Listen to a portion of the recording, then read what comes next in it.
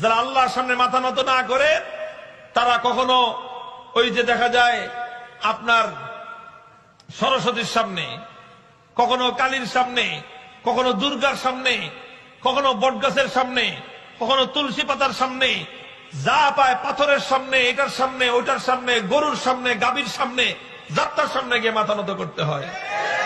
তুমি এক আল্লাহর সামনে মাথা নত করো নাই। পরিষ্কার আমাদের কথা, আমরা একথা বলবো, ভালো না লাগলে সীমান্ত খোলা আছে।